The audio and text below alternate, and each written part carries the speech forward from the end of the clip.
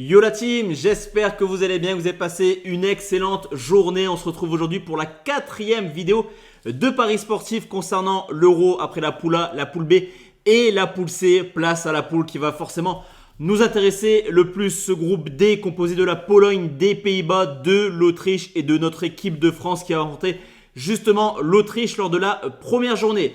Juste avant ça, tu l'as vu hier, on était en live directement sur YouTube. On a fait un 3 sur 3 sur les pronostics qu'on avait proposés dans le match entre l'Allemagne et l'Écosse. Et on valide également le conseil directement sur Telegram en validant la double chance Musiala ou Havertz buteur côté à 1,60. D'ailleurs, tu le sais, ici on va avoir énormément de fun. Et sur ce Telegram que je vais vraiment te proposer des conseils, des buteurs, des saves. Donc n'hésite pas à nous rejoindre. Le lien est tout simplement en commentaire épinglé de cette vidéo. Et je rassure tout le monde, Telegram, c'est une application 100% gratuite. Donc foncez directement nous rejoindre sur le lien qui est juste en dessous.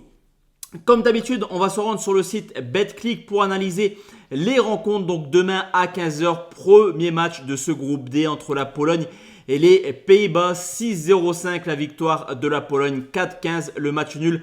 1,55 la victoire des Pays-Bas. Comme d'habitude également, on va déjà analyser ce système de codes. Pour moi, il me semble plutôt logique, même s'il y a quelques années, à mon avis, on aurait été sur du 4 pour la Pologne et du 1,70 voire 1,80 pour les Pays-Bas. On a deux équipes qui sont clairement sur une forme différente.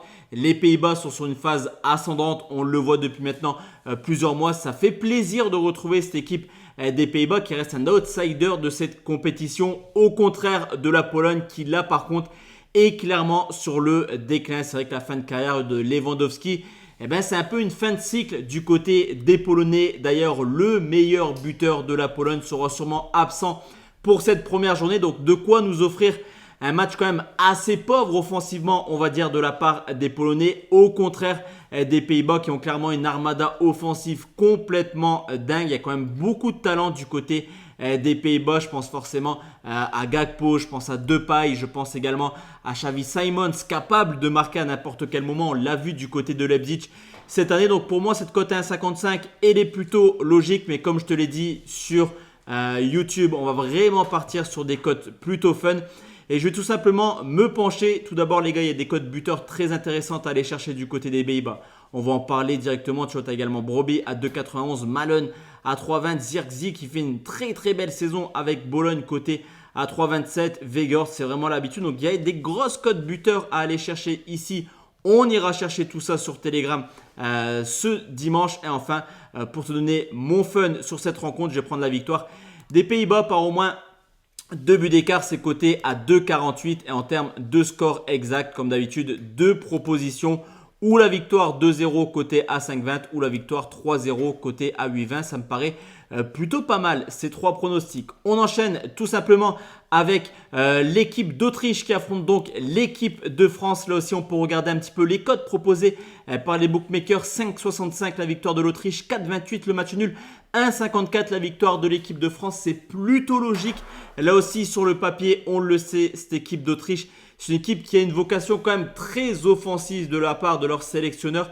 Ils sont sur une série de 16 ou 17 matchs de suite en marquant au moins une fois.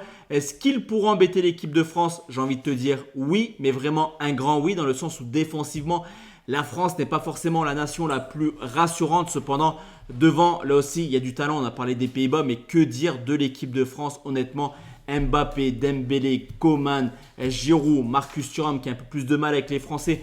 Mais en tout cas, c'est capable de marquer également. En tout cas, on attend un grand Mbappé dans cette compétition. Et pour moi, l'équipe de France fait clairement office de favori dans cette rencontre. Là aussi, la cote à 1,54.